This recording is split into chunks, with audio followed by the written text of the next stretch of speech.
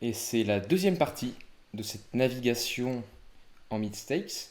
On s'est arrêté aux alentours de 25 minutes. Donc là, je vais juste continuer la vidéo tout simplement. Et puis allons-y, hein, directement dans le vif du sujet. Donc valet 7 suité, je passe. On est bientôt à la bulle. Dame 5 suité, je vais ouvrir mon bouton bien sûr. Avec As de off aussi.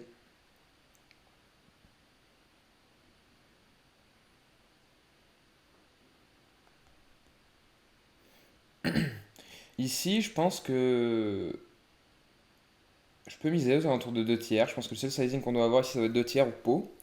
Je pense que ma main est assez bonne. J'ai essayé de check. Alors, ça doit être close. A5, c'est sûr que c'est un bet. As-10 suité, je pense que je peux faire tapis. Ici, c'est assez fort avec 12 blindes. Pas très loin de la bulle. Et river, je vais catch. Bien sûr, sur n'importe quel sizing avec dame 5. J'ai pas tant de value ni de protection à war turn. Je peux les avoir river aussi. Et pour la mise river, entre mi-pot et 2 tiers, ça me paraît cohérent. Et je pense que clairement il a mise value. Je pense qu'il doit très souvent bet turn. Et a fortiori au moins bet river lui-même, plus cher. Donc là je pense qu'il a beaucoup mise value avec sa main. Il a quasiment les nuts river. As-roi, je vais 3 bet call. Dame 5 avec backdoor flush draw, c'est sûr que j'aurais misé. Peut-être que c'était un check au flop. Je pense que ça doit être à peu près mixé.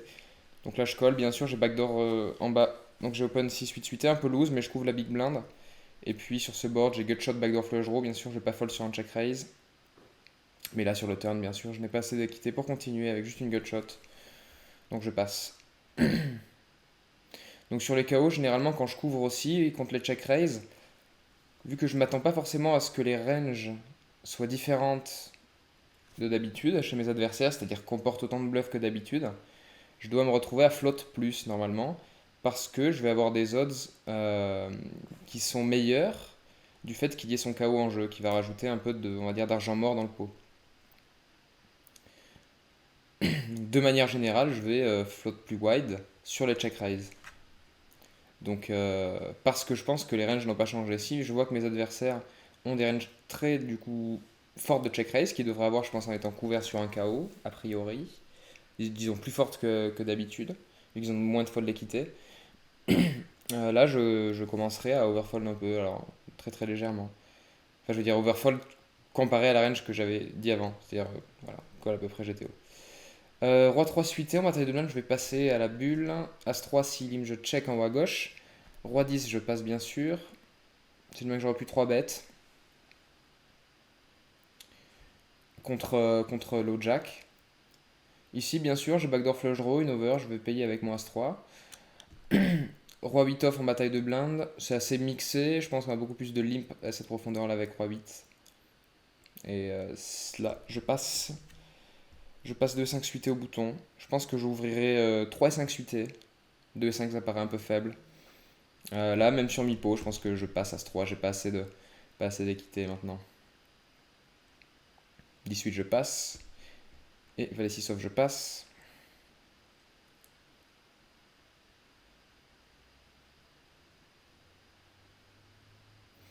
Valet 10, si ça arrive jusqu'à moi, je vais relancer. Là, je pourrais payer, je pense, avec Valet 10. Je pense que c'est une erreur d'avoir foldé. Il a un gros bounty, je le couvre. Je couvre Big Blind aussi, qui va rentrer souvent dans le pot. Je pense que c'est une erreur de ma part. 10 et 2, bien sûr, je complète. Je vais call tous mes combos suités ici. De roi. As-9, je raise aussi.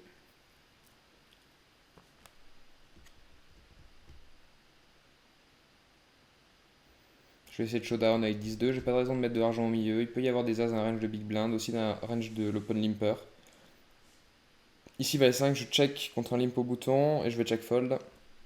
De roi, je vais c'est bet. C'est bet toute ma range sur les bords monocolores ici. Sur last turn, je pense que j'ai pas tant de value que ça à miser. Il a beaucoup d'as de carreau. Il a beaucoup aussi de mains que je back qui vont folder et qui peuvent call sur un bet mi-pot river quand ça fait check-check. Et moi je bet. Ici, bien sûr, j'ai un call évident. River, je bloque aucun carreau qui peut avoir de dame de carreau, par exemple, roi de carreau qui peut bluffer ici. Tout simplement, je paye bien sûr.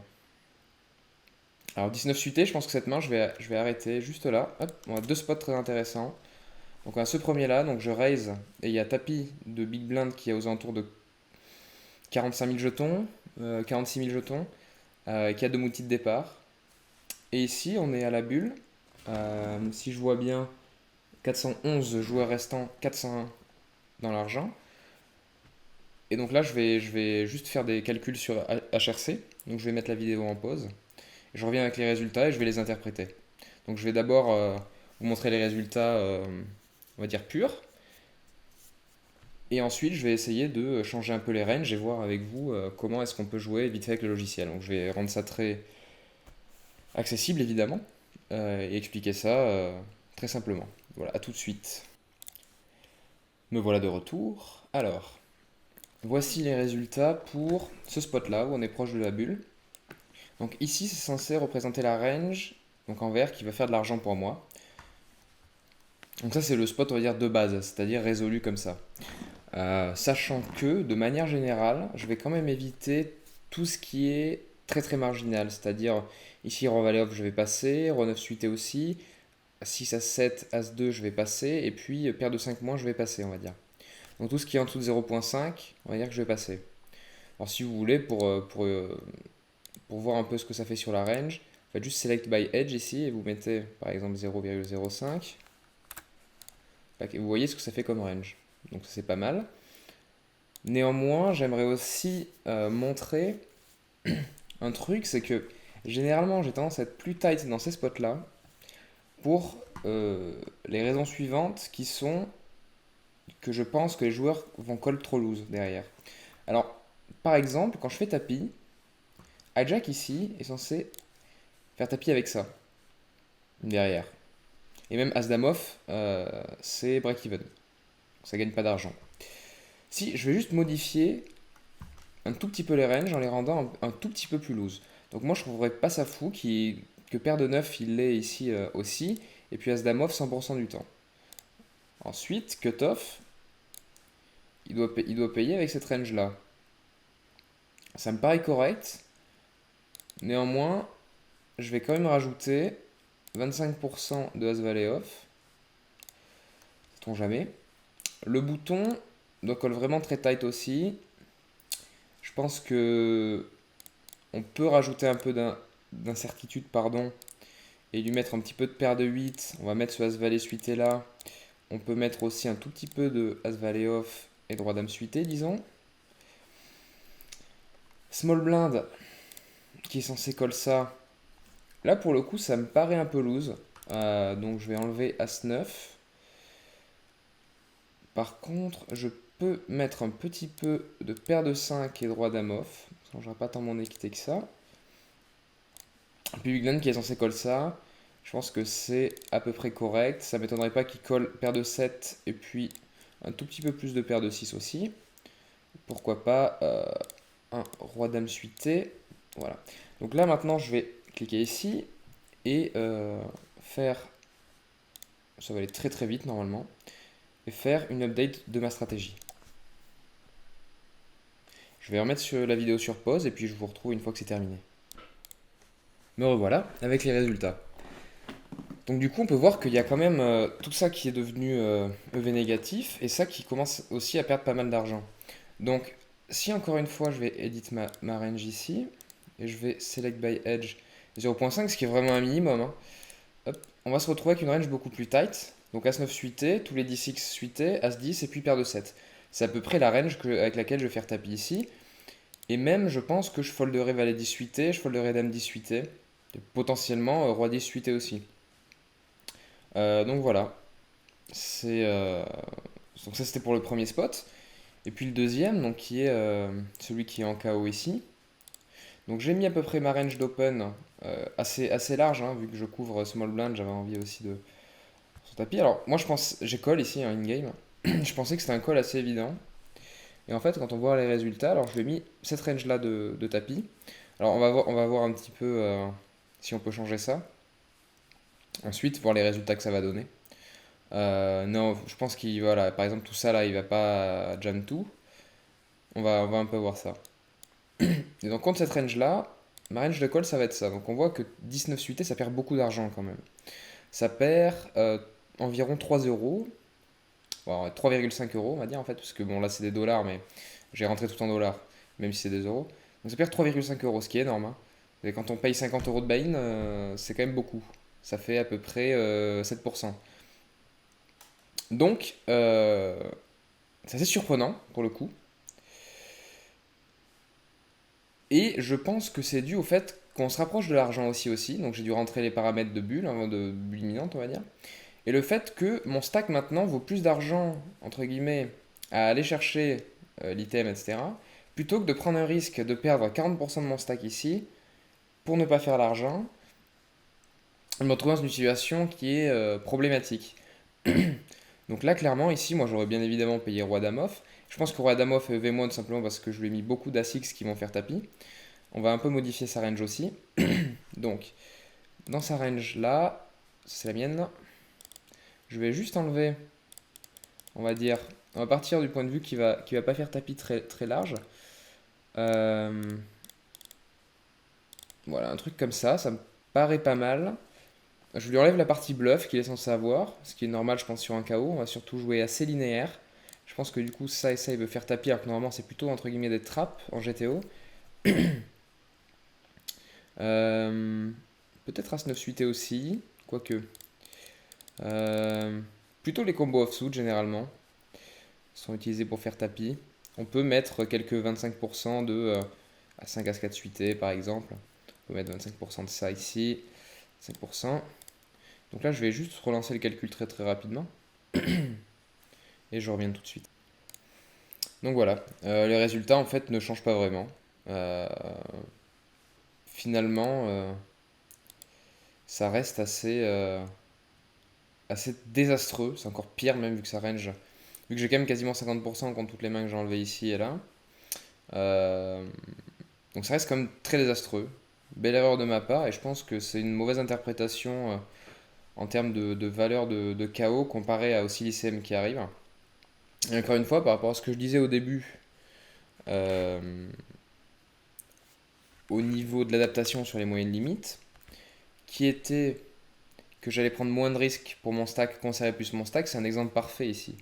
On va dire, imaginons que j'ai As-9 suité, ou alors paire de 4 ici.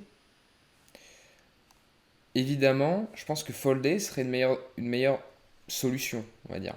Voilà, tout simplement. Donc voilà. C'est marrant, ça se rapproche quand même, c'est assez close de Chippy V. Alors j'ai bien mis les KO, normalement tout est bien mis à l'intérieur. Donc voilà. Alors, on va continuer la vidéo maintenant. C'était deux mains assez intéressantes qui sont arrivées l'une sur l'autre. Donc ouais, j'ai fait une erreur. Ça arrive, hein, évidemment. Donc là, je lime pour faire tapis sur une relance. Roi dame suité, je fais tapis. Donc là, comme on voit, j'hésite. Son stack en jetons vaut approximativement 11-12 000 ici. Ce qui fait que dans le pot, il y a 67 000. Je dois rajouter 42 000 dans 67, ça nous fait à peu près du 110 000. Et 42 pour 110, ça fait genre 38-39%. Et peut-être que je les ai pas contre sa range qui est vraiment très strong ici. En compte de 7, c'est pas mal. Ici, je vais payer bien sûr avec As-Roi. De Roi, je vais raise. Alors là, justement, j'ai pris ces spots en photo pour pouvoir les review ensuite.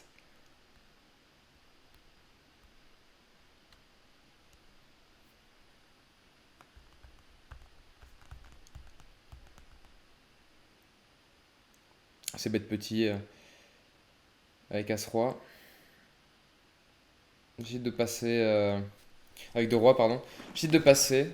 C'est une ligne où j'ai l'impression qu'il y a quand même très peu de bluff de manière générale avec ces sizing là, mais je peux me tromper. Je parle sur le flipper en bas au milieu. Et je tombe contre deux As. Hop là. Et non. Il tient.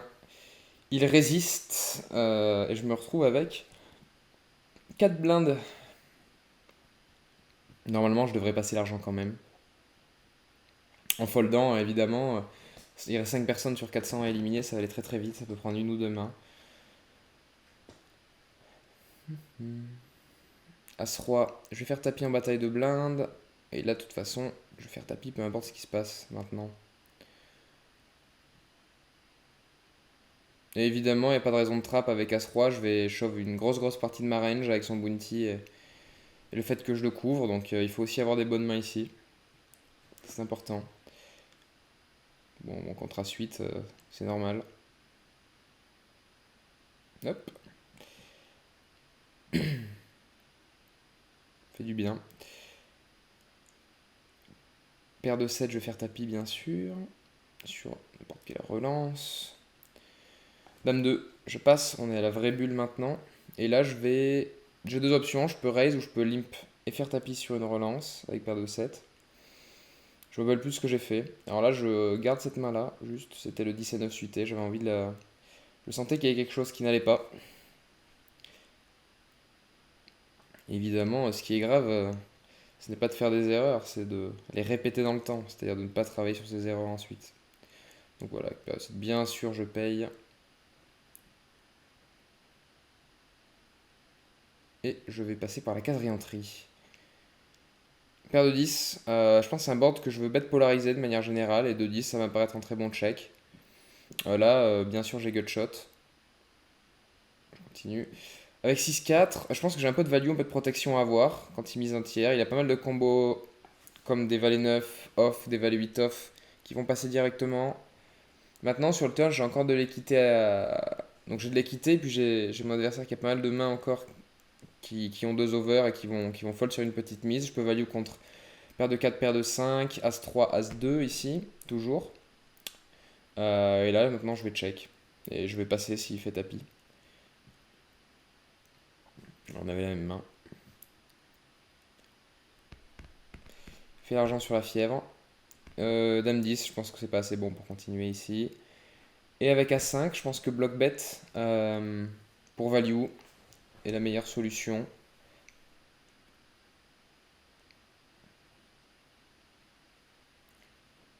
On va taille 2 blindes, 9-6 et 2 blindes et demi ou 3 blindes. C'est tapis quasiment any tout.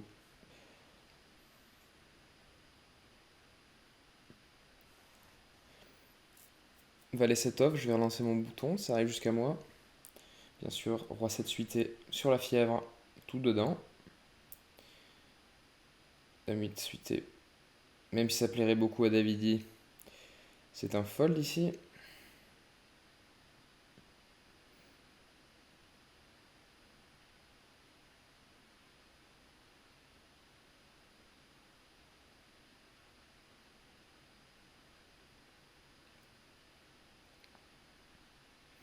Paire de 2.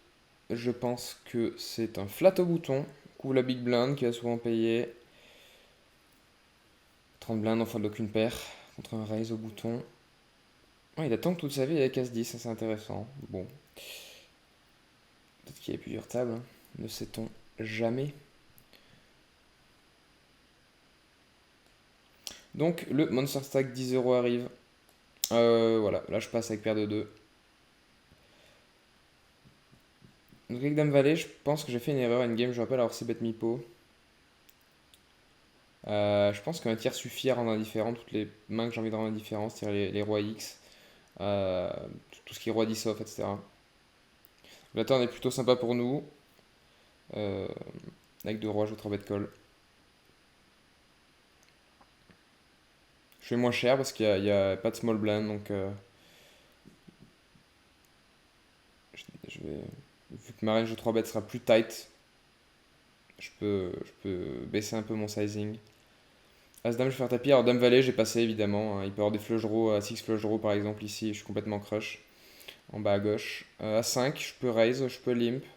J'essaie de raise cette fois-ci. Et As-Valet, je vais défendre. Je pense qu'en théorie, ce serait un tapis, mais alors c'est une autre. C'est une autre. Comment dire? C'est une manière de diminuer la variance, comme ce que je disais au début sur ces tournois-là, évidemment. Je bête un tiers-pot, je vais bet beaucoup sur ce board. J'ai quand même un avantage, j'ai meilleur as. J'ai call sur un bet pot avec as valet off, ça me paraît être close mais bon. Là bien sûr je paye avec as 5. Si de barrel turn où il fait tapis je vais payer.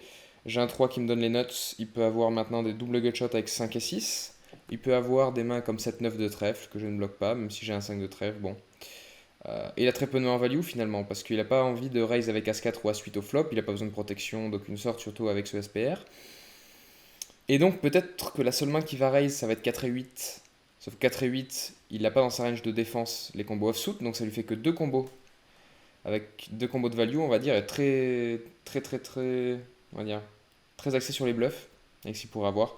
Je passe 7, 9 de cœur, 9 de carreau, plein de mains qu'il pourrait avoir en bluff. Donc la river, je fold pas non plus, hein, évidemment. S'il fait tapis, il a trop peu de mains en value. Avec les codes que j'aurai, il suffit qu'il bluffe un combo une toute petite partie du temps pour que ce soit bon pour moi. Alors As-Roi, je vais payer le tapis bien sûr. 18 blindes effectives au bouton, 17,2 tapis avec As-10. Malheureux avec As-Roi sur le flipper en bas. Hop là, sur le top 50, plutôt très heureux.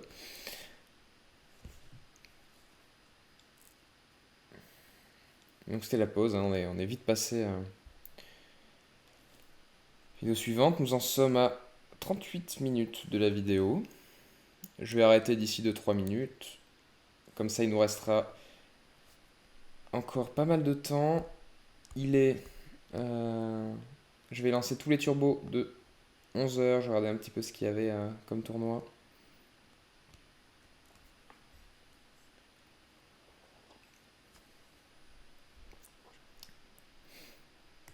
Évidemment, le rush hour. Donc je vais enlever une table. Je vais enlever sûrement le monster stack en haut à droite, non? C'est bizarre que j'ai notre table. Avec une big blind aussi short, 17-3 suité, je pense que ça ne fera pas d'argent. En raisant mon bouton.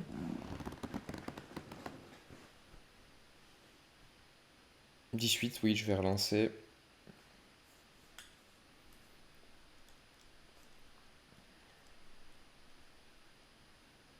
Passer, bien sûr, sur le 3 bêtes. Dame de suité. Je défends aussi.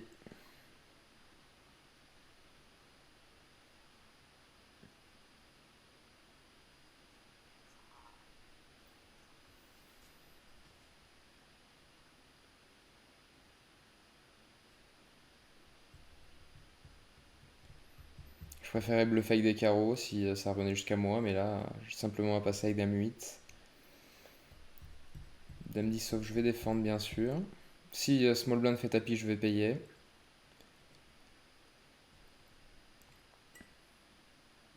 Ici, il fait tapis avec pas mal de mains que je vais dominer, mine de rien. Des trucs du style 10 et 9 suité, 10 et 8 suité, valet 10 suité, dame 9 suité, dame 8 suité, dame 7 suité, dame 6 suité, de ça. Donc du coup, ça me paraît bon, encore plus avec le bounty.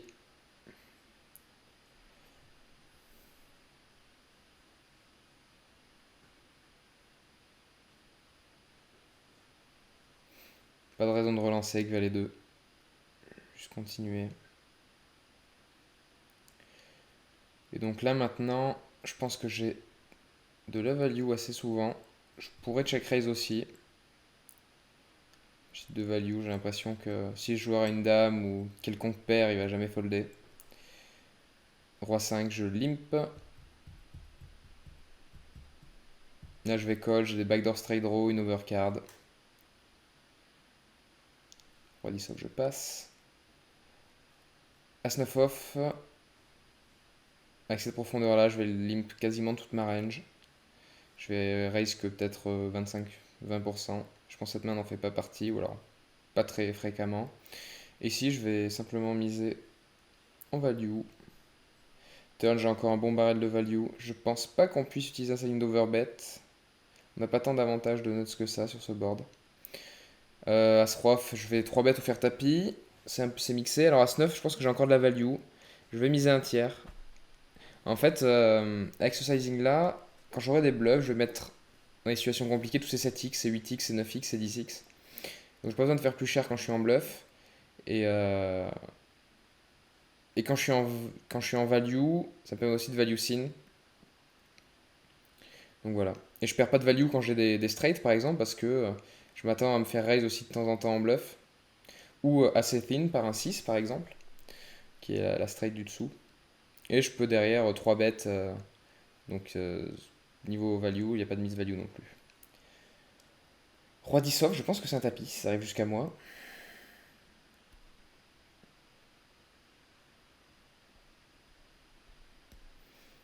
Paire de 6, je pourrais 3 bêtes si sur non raise. Clairement, je pourrais 3 bêtes. Je pense que les deux options sont bonnes. De manière générale, comme j'ai dit, j'essaie de jouer assez low variance. Valet 10 off, je pense que je dois payer au bouton en haut à gauche. Je couvre l'open raiser et puis Big Blind est un joueur assez fantasque. Je pense que voilà, c'est une erreur encore une fois. Là, ça m'embête un peu. Dans la range de boutons qui est très très large, parce que j'ai pu voir comment il jouait, et Philippot qui a aussi des mains qui me battent. Sornon peut aussi avoir des overpairs. Je suis complètement en sandwich, hein, je décide de passer. As-Valet, je vais y aller, bien sûr. En bas à gauche. Et je vais clôturer dans quelques mains. On va regarder ce As-Valet suité. Et puis, ah. Et puis ça va être l'heure de finir cette deuxième partie. As-9, je mets 3 bêtes. Je crois que ce joueur est assez actif. Je pourrais call aussi.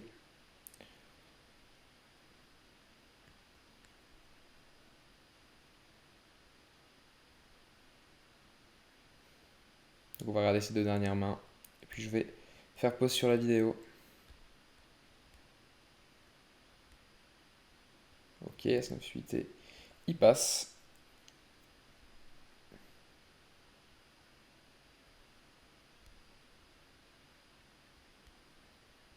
Comte de roi. Et je ne frappe pas l'as. Et c'est la fin de cette deuxième partie de la navigation en moyenne limite. J'espère que ça vous a plu. Évidemment, je suis joignable partout si vous avez des questions, si j'ai oublié des mains qui vous intéressent, des réflexions que je n'ai pas pu, que je n'ai pas pu aller plus loin peut-être. Voilà, n'hésitez pas. Je suis à disposition. Et puis on se retrouve dans la troisième partie, évidemment très prochainement.